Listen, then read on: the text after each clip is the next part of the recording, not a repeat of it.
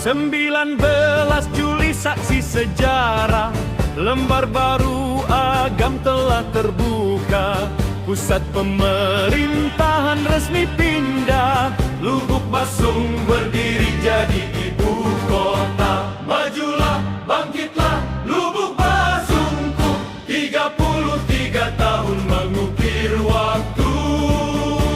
Kota Adipura, bersinar asri, wujudkan masyarakat yang madani. Prestasi gemilang, pertanian melimpah, pendidikan maju, pembangunan pun megah. Pusat inovasi, pelayanan prima, Lubuk Basung jaya untuk selama-lamanya.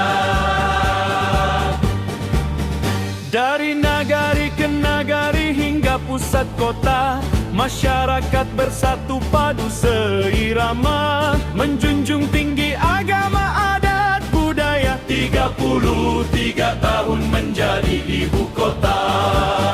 Majulah, bangkitlah, Lubuk Basungku, 33 tahun mengukir waktu.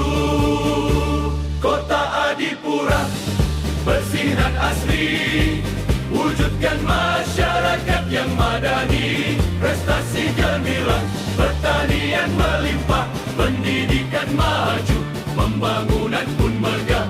Pusat inovasi, pelayanan prima, Lubuk Basung jaya untuk selama-lamanya.